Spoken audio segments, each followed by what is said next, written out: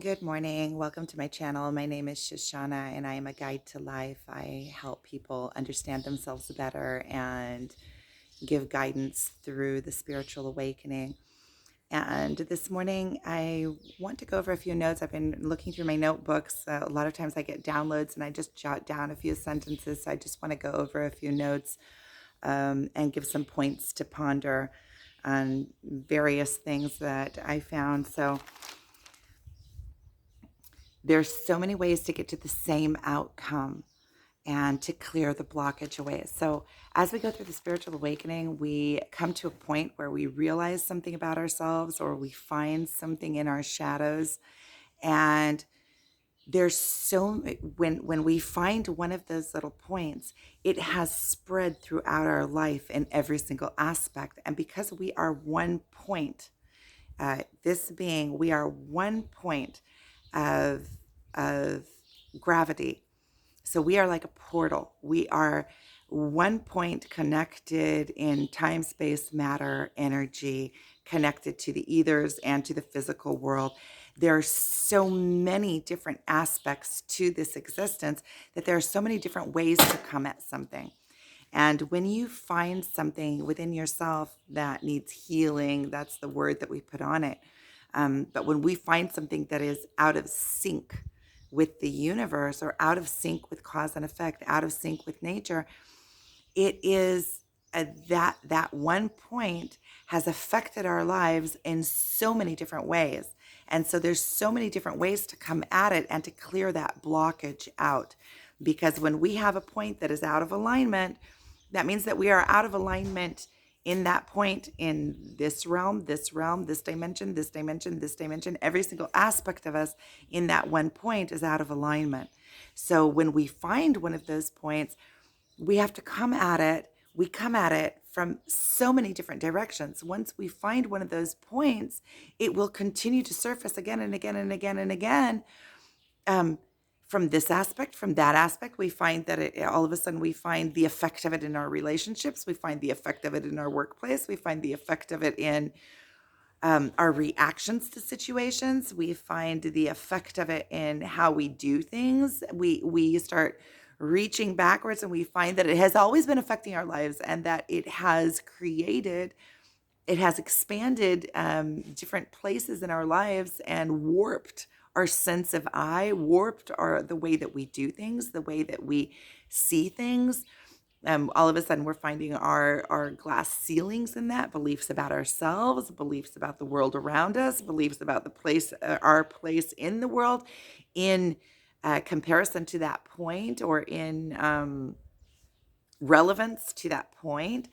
And so when we find something that is out of alignment, that's why this is a process. That's why the spiritual awakening takes so long, is because when we find one of those places, first of all, it is extremely painful. And then we have to face ourselves in the mirror. So sometimes we get one of those points and all of a sudden we're presented, and it can be very, very overwhelming, especially if it comes in like that. We feel blindsided, like, how could we have not seen that? And then we start seeing all of the places that it has affected us in our lives, throughout our lives and in the past. And all of a sudden, all of the memories where that thing that was out of alignment, all of the memories start coming to the surface, especially the things that have detrimental and have affected the progress of our lives, or our expansion, a job that we didn't get, a relationship that fell apart, the way that we raised our children and how it has affected their lives, the way that it has affected our lives. All of a sudden, we're presented with all of that, and we have to look in the mirror. In order to right ourselves, we have to be able to look in the mirror and be truthful about it. Truthful about also the things that have caused that effect in our lives, which is a lot of times trauma, which is a lot of times the way that we were raised, things that were said to us when we were in early childhood. Now we have to deal with that.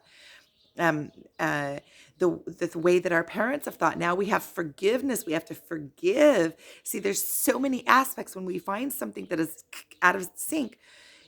First of all, be grateful. We have found it. It has been revealed to us. We can go through our entire life avoiding that point and get to our transition out of this life and have never found that point and never had the opportunity.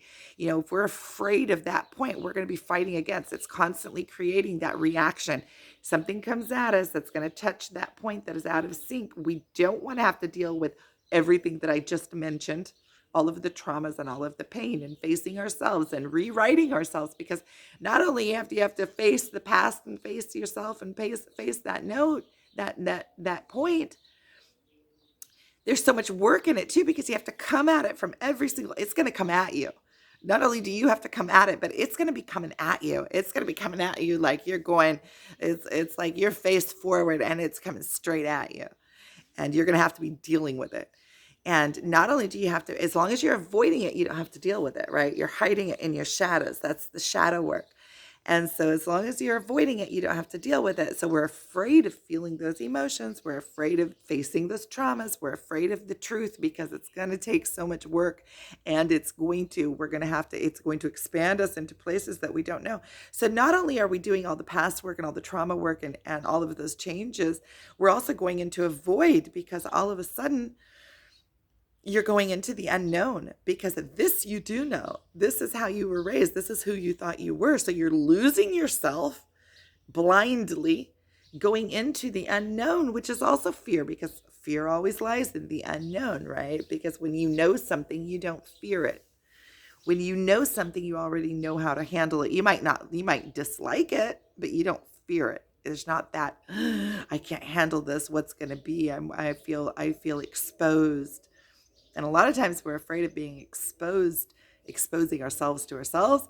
And what is even more scary than being exposed to ourselves, is that others can see places in me that I can't yet see. And I feel vulnerable, and I feel out of control, and I feel exposed to the elements. It's like being naked, but there's nothing you can do. And so that's the first point I have here to ponder. So the point that I was making, in order to clear blockage, it is going to be like a spiral. It's going to come at you in so many different directions. Once you find one of those little places, because it touches every single aspect of your life, and we're clearing blockage. We're exposing ourselves to ourselves, right? So when you find this one little point, you're going to clear blockage from here. And a lot of the big chunks will just fly off. You'll be like, oh, great, I found this. But then there's going to be little tiny intricate little hair-like effects that are all the way in the very core of your being, and you are pulling those out, and it feels like you're pulling out part of yourself. You have to face yourself now. And so when you start clearing out that, and the more you clear out and the more you face, the more free you feel, the more confidence you have, the more clarity you get. All of a sudden, there's so many places that you had like this fuzz, this mind, it's like this hazy areas that you couldn't quite see, you could kind of feel it. And so all of a sudden it's like you're exposing your subconscious to your conscious mind. And so you are expanding your capabilities, your abilities, what you know, the clarity, and you are able to, you're revealing your blind spots to yourself. And as you do that, not only are you becoming more apparent to yourself, others become more apparent to you, because many of these blind spots, we are humanity, and a lot of these are templates. These are templates of behavior. They're archetypes. That means structures of behavior that are within us, and many different people, many people fall into the same pitfalls, right? Because being avoidant, especially being raised in these modern times, then we are, a lot of humans are avoiding have the same conditioning, and are avoiding the same trip up points. So once you quit avoiding it, you can see it in others, and you have the ability to mirror it back to them, and not mirror it back into them and come in and heal them, because you can't heal anybody else. But what you can do is give them an example of what it looks like to be healed in that place, and they will pick up on it themselves when they are ready. You can't force somebody to be ready when they're not ready. That's why a lot of times in the spiritual awakening we expand and we lose people in our lives that are not there yet, or that are not willing to face that aspect in themselves, just because they, everybody has their own. There's no judgment here. You can still love somebody completely and accept them, knowing that they're doing the best that they can always, just like we are always doing the best that we can. And so there is no judgment here, only love, and understanding. Because when you start releasing these places in you, you see the pain and the depth and what it takes to go through these places. You can never judge another, because first of all, you've been there. Judging another is judging yourself. There is no blame in this. There's only expansion, and there's only wanting for their best good. And wanting for their best good and treating them with pure love and acceptance is the best thing that you can do for their expansion. Coming in and blaming them, and you're doing this, but look what you're doing. If they're not really willing to see it, they're not going to see it, and they're going to be pushing against it, and they won't see it if they're not ready to see it. You just like you couldn't see it before you were ready to see it. You had to get to the point where you were strong enough for it to be expanded and apparent for you. So that was the first point. The more you give, the more I give, the more I get. Giving creates flow. So it's like an energetic thing. The more I give, the more I get to give. It creates this flow. It creates this, there is no absence, right, in the world. So if you are taking, let's say you take water, if there's a flow of water, right, and it hits a pool and there's no outlet, it's going to sit in that pool and become stagnant. And it won't draw more water because it's filled. But once you start letting that water out, it's going to, from the other side, pull more water to it and create a release and create a natural flow. So the more you give, the more you get to give, and you create this natural flow. And then once you have that flow, it's a template. You can feel that flow. And the more you give in any aspect, you can see that in the places that you give freely, that you don't feel lack in, you see that you always have to give.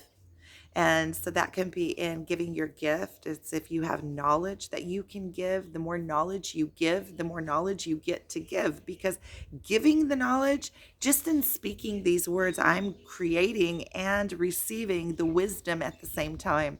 So the more that I give the wisdom, the more it comes through to me, because the more I speak it, the more I ponder it, the more I articulate it, the more depth I go into it, the more it opens up for me as well, right? Because this thought started as this sentence, right? And now that I'm talking about it, it's like this little tiny paragraph.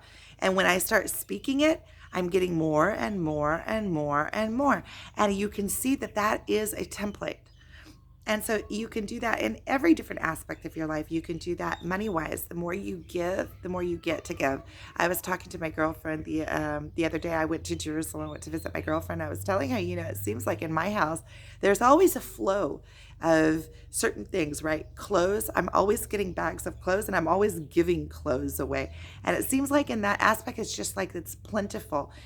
And also with the food, there's a kind of flow. I'm always giving food, and I'm always getting food, and for some and it works like magic. It works like magic, and it's a place where I don't have that scarcity. There isn't enough. It's a place where you have complete expansion, and it creates a flow, and it creates life in those places. So it's kind of like there's a life-giving flow that you can connect to. When you connect to that flow, it, first of all, it makes your life feel abundant, and it makes you feel that abundance. It doesn't matter what it's in. It doesn't have to be in money. It's creating that experience of abundance, right? Because once you can feel abundant, it will spread throughout your whole life, because it is a template of energy. It's an energetic flow. So when you can freely give, let's say you have a gift to give, You have this knowledge. You have a way about you. You have a healing. Whatever you are of, it is your gift. Whatever you are a gift. So whatever flows freely through you. And I'm going back again to that book of you and two. So YOU, the number two. I can't quite think of the name of the author, but it's a really good book. It's a 30 some page book. It's a really short read and it inspires you like that, just gets you moving on your life. And what he talks about there is that the obvious route is so obvious that many times you don't even see it because it's so obvious, because it is the essence of you. It's like the fish swimming in water doesn't know that it's in water because his whole world is water. And he doesn't have that. So many times what is your gift to give is the thing that is the most obvious, is you are completely blind to. It's like a lot of times I will meet somebody in sessions or when I meet somebody and I will mirror back to them. I will tell them, wow, you're like this and this and this. And it will be like it's just the essence of their being. And it's like nobody ever told them because it was so obvious, but they never had that mirror back that somebody said, put it and showed it to them in words. And then they're like, oh yeah, it's like this aha moment. Like, of course, that's the most obvious thing. And sometimes the most obvious things are not apparent to us. And so got off track there. But the more you give, the more you get to give. It's law. It creates flow. There is no gap. It can't be different. You start giving, there's a vacuum here that starts pulling. It has to be.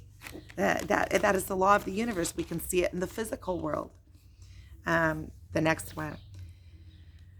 If you are waiting for that end moment, then you are never really living. Life is in the process. So a lot of times we're like, okay, right now I'm not living. I'm working towards this end product. I'm working towards this specific target.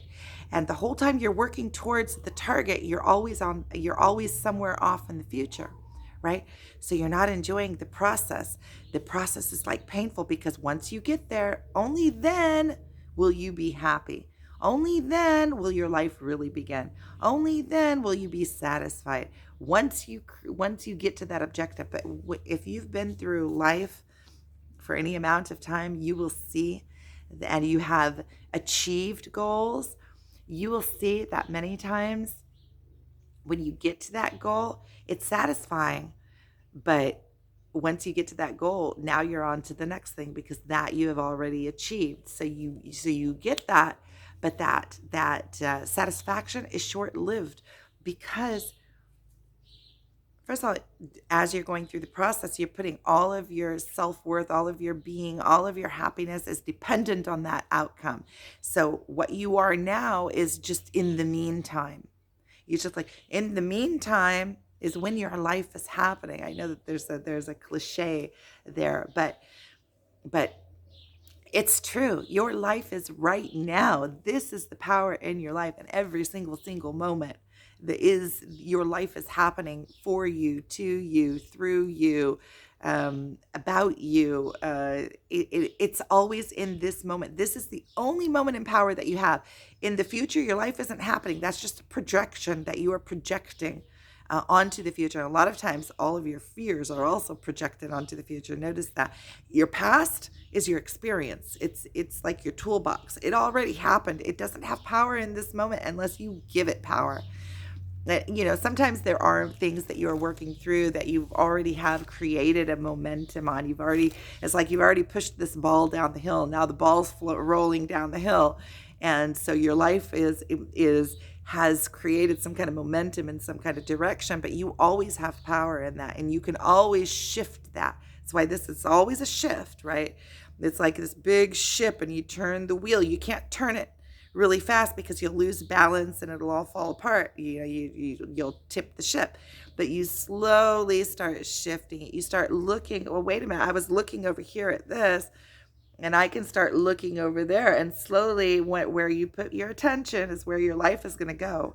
It can't be different because whatever you put your attention in the now, in the moment of power, that is getting momentum. It's like getting airtime in your life.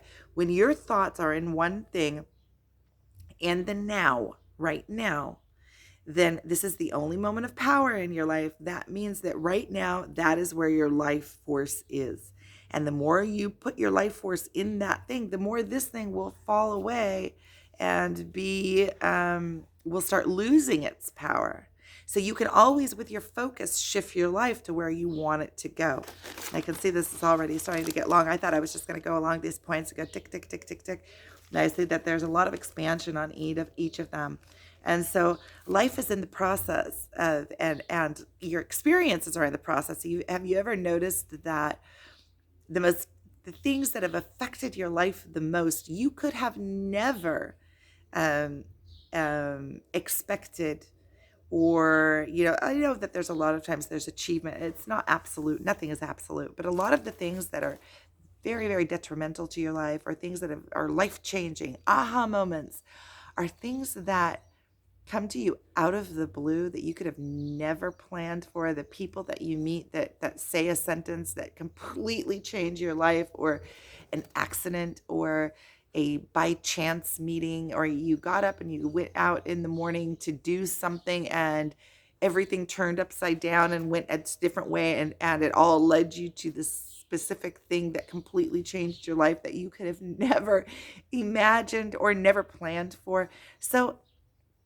always just leave yourself open and experience what it is that is happening at every single moment, and be flexible. Because if you are like head like this with the blinders on, going towards one specific outcome that has to be, and pushing for it, and if it is out of alignment with you, first of all, you're going to be in constant pain because you're pushing yourself in towards something that is not completely in alignment for you. And not only that, you're losing out on all the other options that maybe going towards that goal was actually going towards your soul knew that it would open up this specific view for you, so that you could see other things that are more in alignment. So once you start moving towards one thing, it's good to have a goal, and to have purpose, but always keep yourself broader, open to see what is coming in, because that is, sometimes you're moving towards one goal and something else will come in that is far more aligned, and it'll be like an aha moment, and you'll be like, okay, the whole reason that I had this idea was so that I could get far enough along for this idea to show up and be apparent to me. And so just keep your options wide open. Okay, you must first lose yourself to find yourself, die to live, soften resistance to the process, soften your body, and soften your mind and emotions. So those are two things that I kind of put together. I think I'm going to just say, I have like so many more points here to ponder on, but I can already see that this is getting fairly long. So we'll just go with these ones. So it kind of goes back to the first point, or the first point that we were talking about, how you have to die in order to find yourself. So as you go through the process of the spiritual awakening, you're uncovering all of your shadows, and you're finding these aspects about you, and you finding these places that you're out of alignment, and then it is revealing yourself to yourself, and all of what you thought to be true all of a sudden is up in the air, and everything is shaking, and you start to lose yourself, to lose your ego. And the more you go through this process, the more willing you are to let go, and the easier it becomes, because you start when you in the beginning you have this resistance, but as you go along the process, you see that in resisting, you're just prolonging the pain and the process, because you start seeing that there's a pattern here. When you expose something to yourself that is out of alignment, you must lose yourself in those places, and it's painful because you're losing a part of yourself that you always thought was you. And all of a sudden you're realizing that that was a false sense of that I'm something so much greater and so much grander. And when I align myself, my life becomes that much richer. So you you go through that ego death again and again and again. Every time you find one of those detrimental, very deep, falsities that were formed a lot of times in such early childhood before we even have memory of them. We don't even know why they formed, but we find it. And then we're like, oh, and you don't have rhyme or reason because you don't even know what caused that in you. It could have just been that's the way your parents were, so that's the way you adopted to be. And all of a sudden you're losing this aspect of yourself. It feels like you're dying inside. But in order to be reborn, in order to come out the new you, the true you, and to find yourself and actually with purpose create yourself, understand who you are, you must first die in order to live. So you have to clear out those falsities and those places of misalignment in order to align yourself. And once you get on this process, it is irreversible. This you can trust that this happens on its own as well. You don't have to do all the work on yourself. It's not something you have to think of, okay, now I need to do this processing. It's going to be happening. The main work that you need to be doing is being open and letting go, letting go. It's like breathe into it. Breathe. Just breathe. Breathe and feel that pain. Allow that pain to grow. It's going to burn through all of your chakras. You're going to feel it at your core. You're going to feel it in your heart. You're going to feel it in your fears. You're going to feel it in your base chakra, which connects you to the ground and to the earth that grounds you. As your chakras are cleaning out, purifying, that is your electricity, your energetic portals. This pain, you can see it as portals. At the very depth of that pain sits its release, because the deeper you're willing to go, and that's why it's a process, because there's only so much you can take at a time. It's coming at you. Breathe, breathe, relax into it. And as you soften your body, surrender your body. It's just like deplete, because you'll notice that when you have that pain, your body becomes tense and you start holding. But as you breathe and you just release and allow your body to relax, you can lay down, close your eyes, and just breathe into it and relax your body. Relax your body. And it will relax the emotion. It will allow the pain to move through you more clear. That pain is actually burning through you. It is purifying you. It is your purification. Relaxing the body will also relax the mind, because a lot of times we're fighting against the pain with our mind.